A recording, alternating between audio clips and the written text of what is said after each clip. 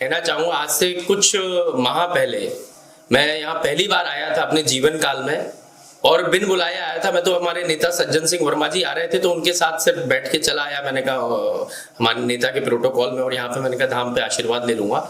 अचानक से मेरे से जुड़े हुए एक छोटे भाई ने अर्जी लगाई और उस पर्चे में लिख करके आया कि मैं आने वाले चुनाव में न सिर्फ टिकट मिलेगी, चुनाव जीतूंगा भी और विधायक भी बनकर आऊंगा। और महाराज जी ने यह भी कहा कि आने वाली सरकार में मैं स्थापित होऊंगा। तब मुझे शायद वो बात समझ नहीं आई कि महाराज जी ने जो भविष्यवाणी करी थी वो क्या देख करके की थी।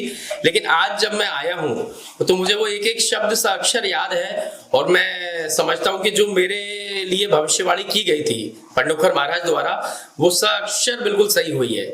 मैं नियम से सारे मैंने अमावस्या करी, हर अमावस्या पे मैं लगातार आया और 5 अमावस्या भी मैंने पूरी करी। और मैं कहना चाहूंगा कि इस जीत में महाराज जी की बहुत अहम भूमिका है। हनुमान जी के आशीर्वाद के बिना, पंडोखर महाराज के आशीर्वाद के बिना ये जीत संभव नहीं थी। और जैसा कि उन्होंने उस समय पे भविष्यवाणी पूरी करी थी, जो भविष्यवाणी करी थी वो आज साक्षर पूरी हो गई है।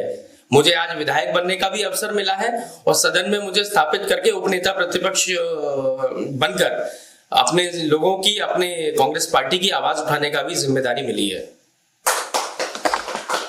मैं धाम से कुछ माह पहले ही जुड़ा, मैं जैसा कि मैंने आपको बताया। और मेरा धाम पे भी मैं तो समझता हूँ कि साक्षात हनुमान जी महाराज ने बुलाया था मुझे। मेरा धाम आने का कभी कोई ऐसा, मैं तो टीवी पे यूट्यूब पे देखा करता था, लेकिन कभी भी ऐसा आने का कोई प्लान नहीं था। अब कुछ लोग, ये भी मैंने देखा मीडिया के कुछ लोगों ने इंटरव्यू इस तरीके का चलाया कि पंडोखर महाराज की फलानी भविष्यवाणी सही नहीं हुई। तो मैं एक चीज कहना चाहता हूं, जैसे हम कभी किसी डॉक्टर के यहाँ उपचार कराने जाते हैं, इलाज के लिए जाते हैं, डॉक्टर आपको पर्चा लिख के दे देते हैं। पर्चे पे लिखा जाता है कि यह दवाई नियमित रूप से 5 दिन तक इतनी बार, इतने बजे, खाने के पहले, खाने के बाद, दूध के साथ, पानी के साथ खानी है तो आपकी बीमारी का उपचार हो जाएगा। अब यदि कोई ये सोचे कि पर्चा लिखा करके ही वो जीवन उसका सफल हो गया तो गलत है। यदि आप जीवन में नियमों का पालन नहीं कर रहे, डॉक्टर की बताई हुई चीजों का पालन नहीं करेंगे तो आपका इलाज नहीं हो पाएगा। वैसे ही जब तक पंडोखर महाराज ने जो पर्चे पे लिखकर दिया है, उसके बाद अमावस्या का आप लगातार आपने नहीं किया है पूजन, जो नियम आपको बताए गए उनका पालन नहीं किया है, तो आपको जीवन में सार्थक कभी भी फल नहीं मिलेगा। और यदि आप पालन कर रहे हैं तो मैं अपने विश्वास से कह सकता हूं कि आपको जो पर्चे पे लिखा है वो 100 नहीं, 1000 नहीं, 1,00,000% वो बात पूरी होगी। तो यदि किसी की भी भविष्यवाणी पूरी नहीं हुई है तो मैं इसको बिना देखे ही मैं आपको अपने विश्वास के साथ कह सकता हूं उन्होंने नियमों का पालन नहीं किया होगा।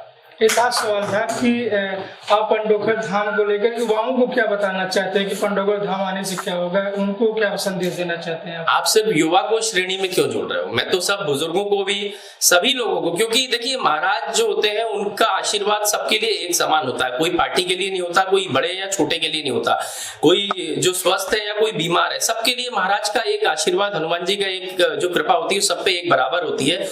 उनकी छाया सभी पर बने रहे, हम सभी को मार्गदर्शन मिलता रहे। और मैं सब लोगों से निवेदन करूंगा कि सब लोग नियम यहाँ से आए, पंडोखर महाराज से जुड़े, आशीर्वाद लें, और जो भी उनके मन में संकट है, जो भी निरोगी होना चाहते हैं, जो भी उनके मन की बात है या जो भी वो चाहते हैं भविष्य में, वह सब इस धाम से अर्जित हो सकता है। बस सच्ची श्रद्धा से आए, मन में कोई बात लेकर के नहीं आए, और जब आपको नियम बताए जाते हैं उनका बिल्कुल 100% उसको अपने गीता मान करके, उसको अपना संविधान मान करके उसका पूरा अक्षर पालन किया जाएगा तो मैं समझता हूँ हर चीज यहाँ इस धाम से